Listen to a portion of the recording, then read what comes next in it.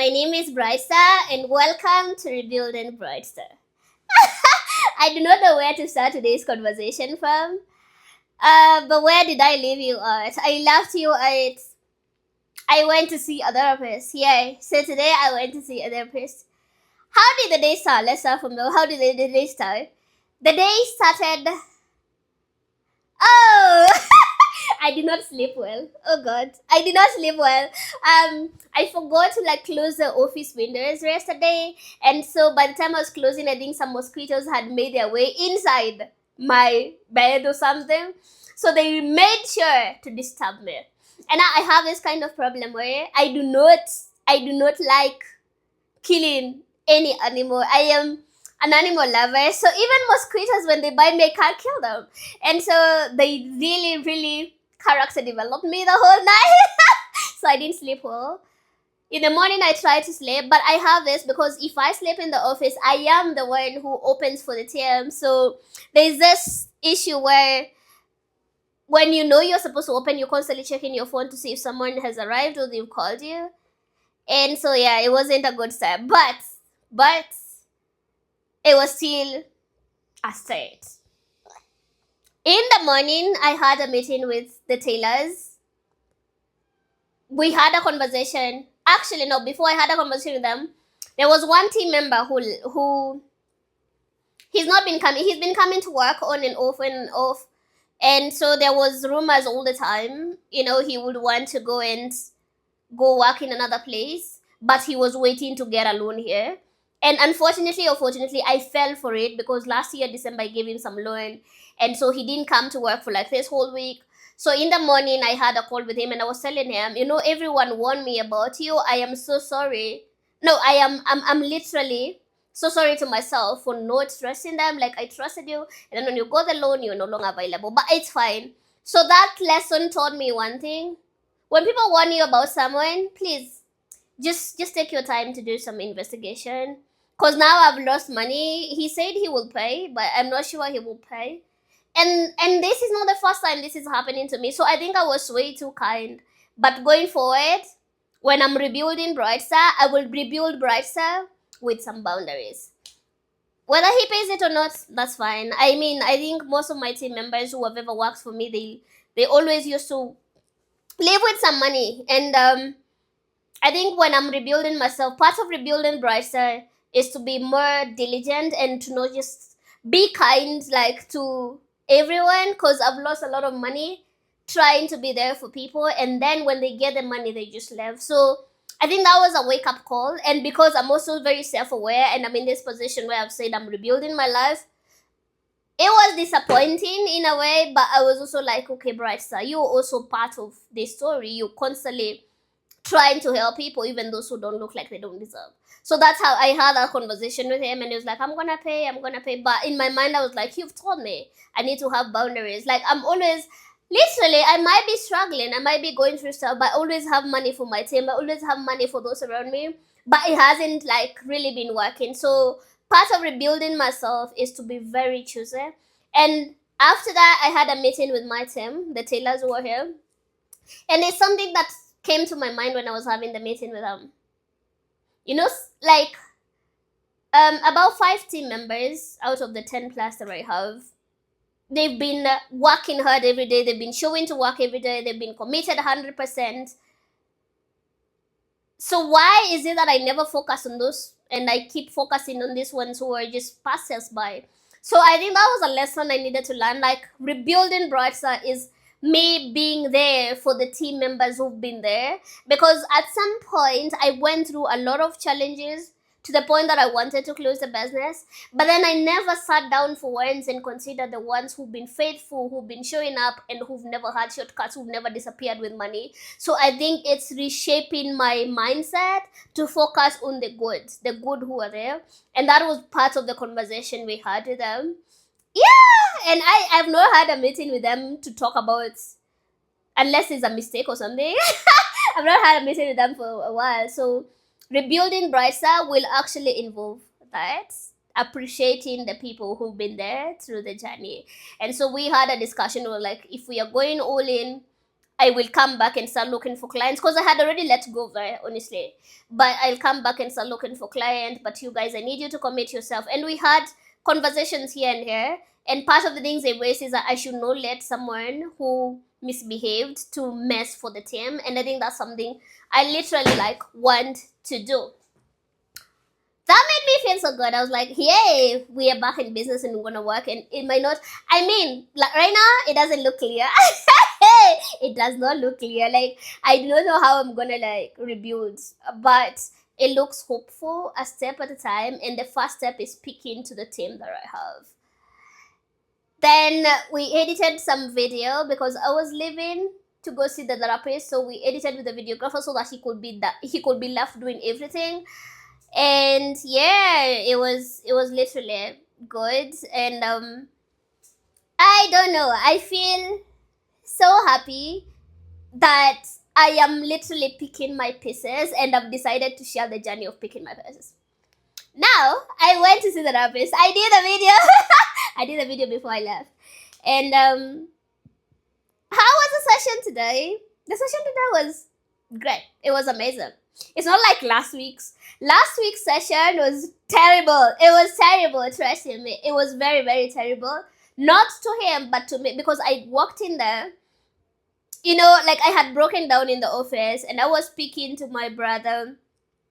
And so he told me he was gonna book for me a therapist because I needed to see someone. He was gonna book for me the following day. And I told him, even if it's now, it's okay, I'll just go. And he booked for me that moment. It was like, you go, and he sent me the location. I left the office crying. I was crying the whole time on the car, but I was trying for the driver not to see me. Then I go there, and I was taken to his room. And he goes like, hi, what's your name? I'm like, Brightstar. And he asked me, are you a Brightstar? Tell me why tears were, like I had tears rolling, like, because it hit me at that moment. I was no longer Brightstar, and him asking me that kind of a question was so triggering. I cried, and I cried throughout the session. I was a mess. Oh God, I am so embarrassed that someone saw me in that state. I am literally embarrassed. I'm literally embarrassed, but that was it. It is what it is. I cried the whole session, and my eyes hurt, and so it wasn't really. I didn't have the best energy that day. But yesterday, I go there. I was smiling. I have like this hope about life, and I was dressed up. I mean, this is what I was, dressed up. And the reason why I'm saying yesterday is I was supposed to finish this video yesterday. I was supposed to finish it at mom's, but then the lighting wasn't so good, so I decided to come and finish it in the office. So this video is an update for today, but if you hear me say yesterday, it's because the event happened yesterday, okay? But today ideally means yesterday. I don't even make sense. Oh God. Anyway, so I was saying, yes, I was literally smiling. I walked in, I was literally smiling. I said hi to everyone. I was in pink, I was in shorts. When I'm happy, I love wearing shorts. So I was like, hey, girl was happy. Girl was happy. So I even ate some food, and we did a session. And the session for yesterday was about me. Let me tell you how God works. He gives me, the things that have happened to me.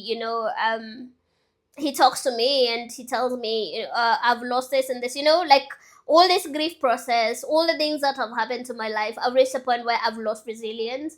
And so he gave me some words, but then he tells me to get a marker pen and just go and write all the words that starts with re.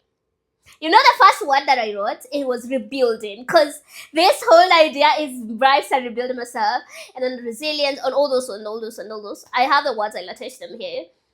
And after that, he told me I just need to rebuild, rebrand, restart, retouch, all the things that starts with re, because, I am in a position to do that, and I felt so proud. I was like, God, this is a sign that I should keep Rebuilding Brightstar as a channel. Oh, not Chanel. As a channel. Like, I should actually keep updating people about it. And yeah, so the session was good. I cried minutes. I didn't cry so much. It was just a little bit. And honestly, it feels so good speaking to someone. It does. It does. Sadly, let me bring this chair close. I can confess this. Okay? For the longest time, I never believed in doing therapy. I'm ashamed to say this, but I constantly believe that you do not need to talk to someone for you to be okay. I'm like, keep walking. And that is why for all this time, I never, think that I need help. I'm always like, taking care of yourself, it's your personal responsibility. And I would have never taken myself to a therapist. I mean, unless maybe I'm with a friend and a friend suggests, I will go if someone suggests. But I'm saying myself, starting by myself, that's a no. But then I've talked to someone 2 sessions right now, I'm like, oh God, Brightstar. It feels good to talk to a professional.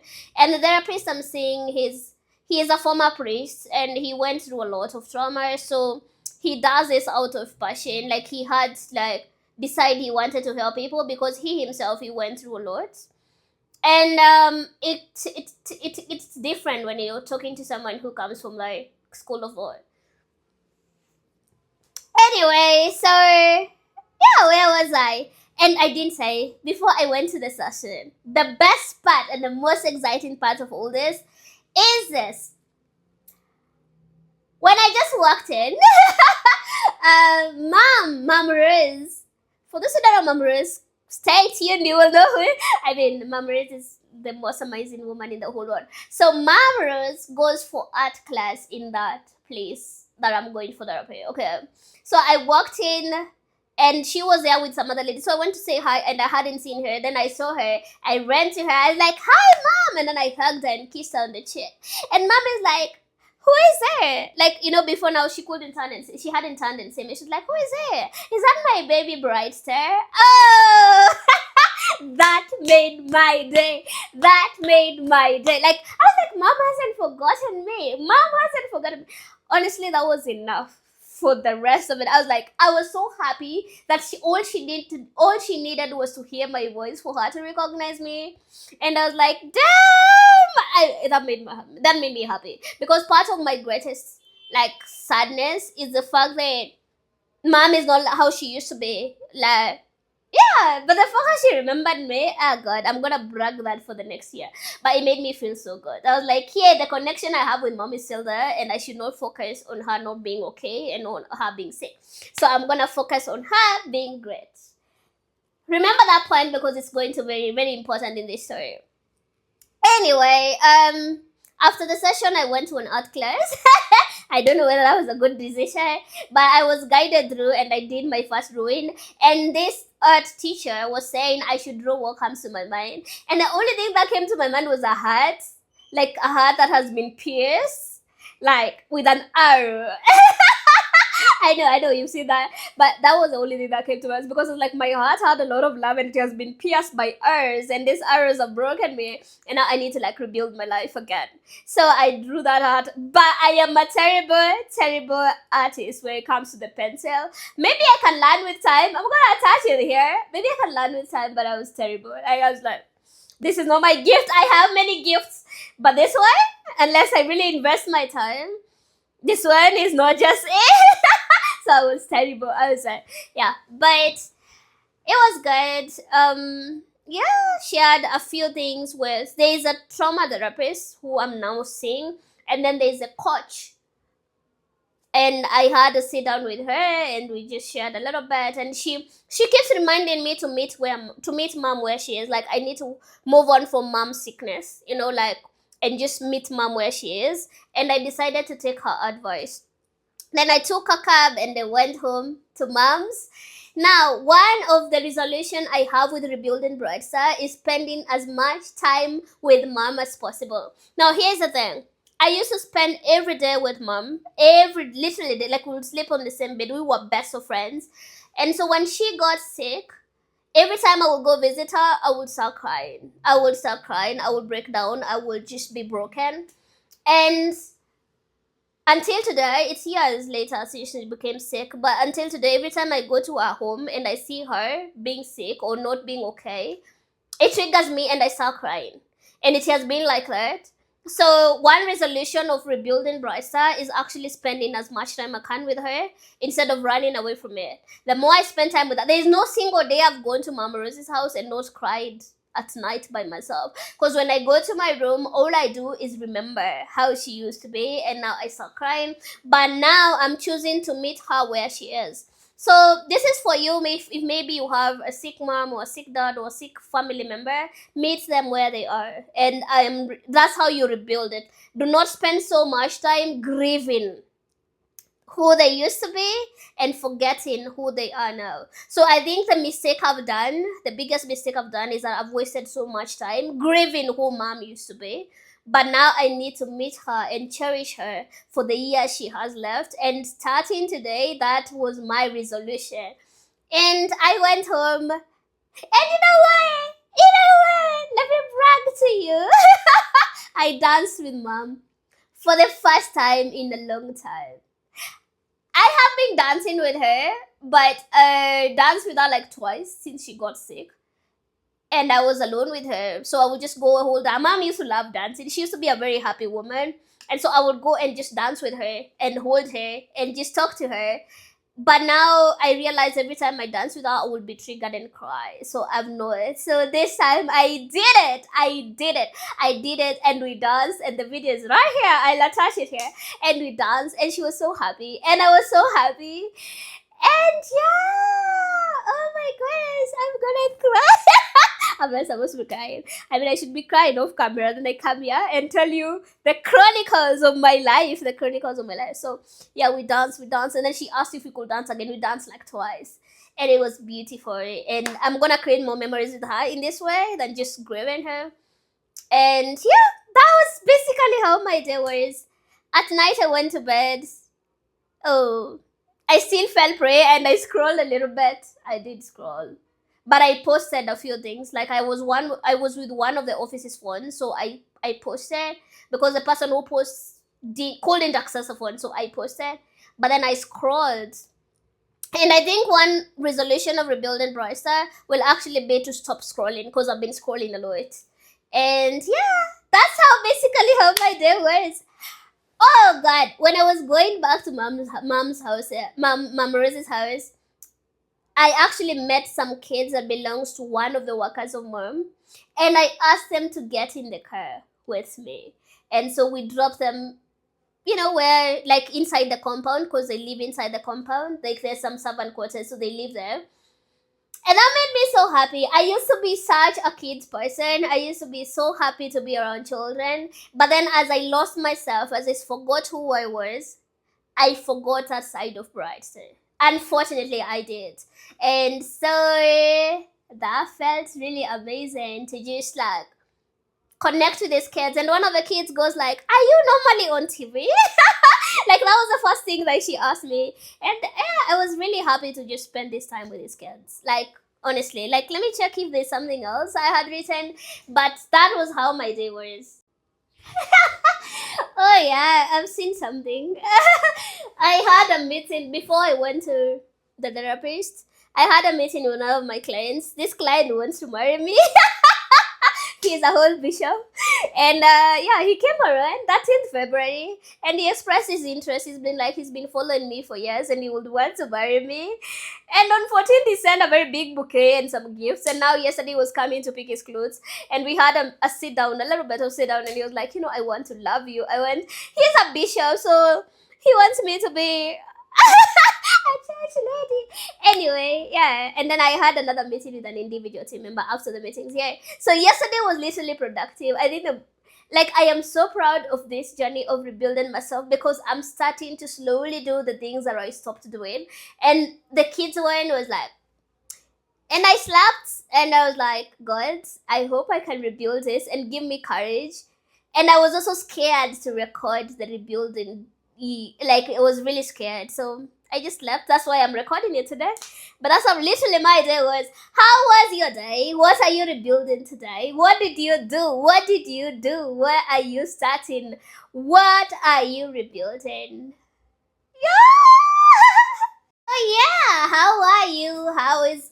How was your day? What are you rebuilding today? Where are you starting? Have you just taken one step? You used to smile at kids. What happened to you? You used to be so kind to strangers.